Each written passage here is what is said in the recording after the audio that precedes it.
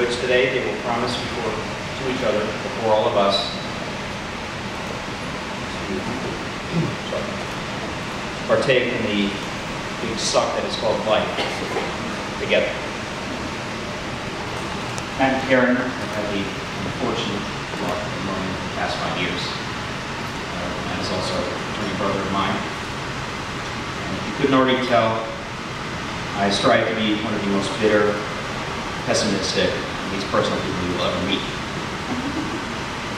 Hence why I'm still asking myself, to this moment, why they asked me to preside over the ceremony. When they asked me, I was hammered drunk, and thus more likely to agree. And it came on the heels of a question, something on the order of, Dan, we have all these dishes to wash and this floor to mop, can you please help us by the apron? Generally, the first thing that comes to my mind when I hear someone's getting married is, well, he's about to lose half his life's assets. But this is one of the few exceptions to that case, which is why I'm going to apply my signature to this marriage. It's time to check pace. You join us and provide reading.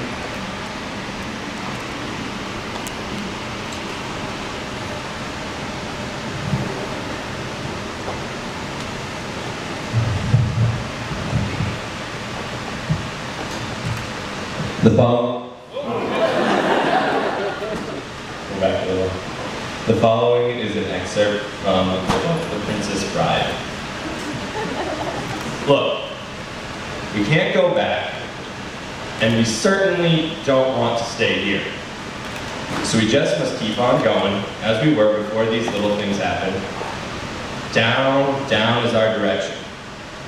But I can tell you're a bit edgy about all this.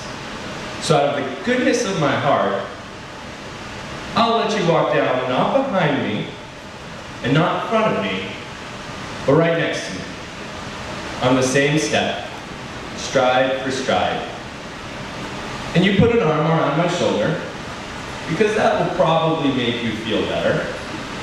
And I, so as not to make you feel foolish, I'll put an arm around your shoulder, and thus, safe and protected, we will descend.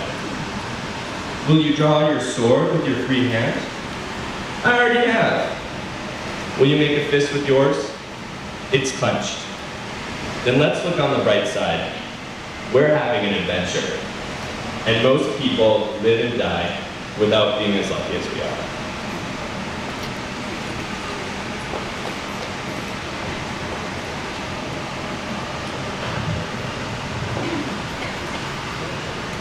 Matt and Karyn have written their own vows, which they will now give to each other.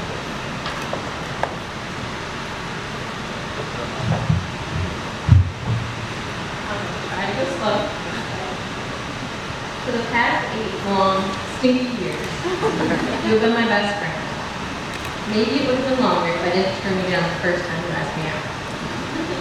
We made it through high school, going away to college, living in other countries, and now living in different cities.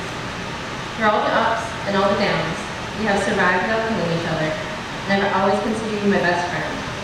Today, I get to finally call you my husband.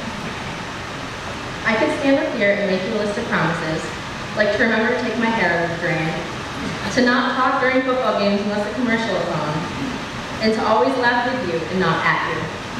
But I'm pretty sure I would break all of those and many more promises within the first week. Instead, what I can promise you is that I will act silly about 95% of the time. I will be a sarcastic smartass 100% of the time. I will make you cook me bacon on the weekends, and I will eat it all with no shame. I will make funny faces and do weird dances when we're trying to be serious. I will go on fantastic adventures with you. I will be there to celebrate all the good times and comfort you in all the not so good times. I will encourage and support you in almost everything you do. And above all, I promise to love you more and more every day as we grow old and awesome together. I give you my hand, my heart, and my love from this day forward, and I can't wait to embark on many more fantastic adventures with you.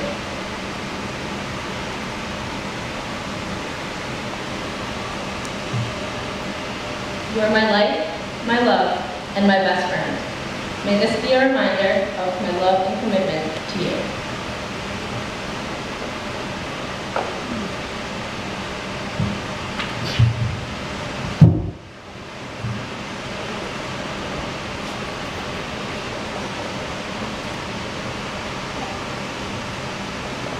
I apologize in advance for any repetitiveness.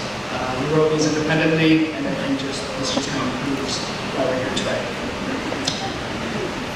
To say that when I met you, it was love at first sight would be a lie.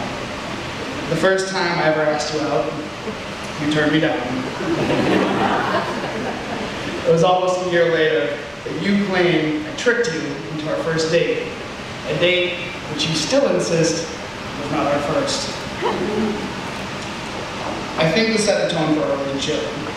You made me work for that first date, and I promise that I will never stop working for you and for us.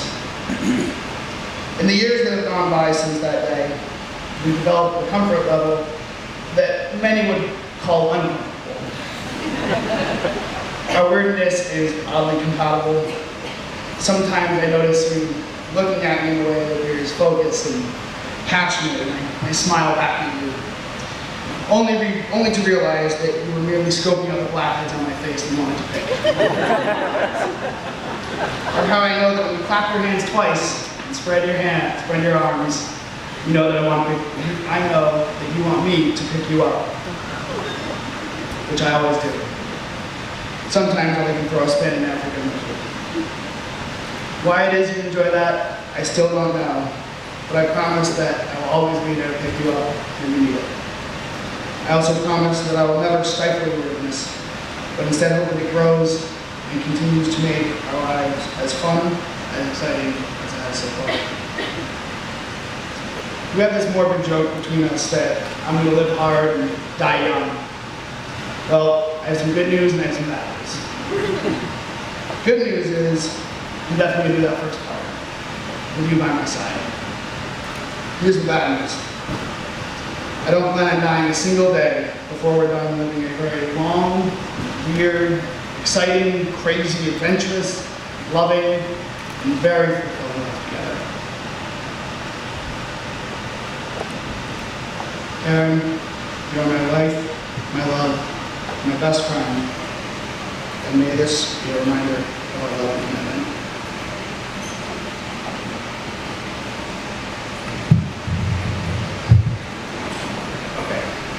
Short, perfect. Do you? Yes. Do you? Yes. Good, you're very good, sir.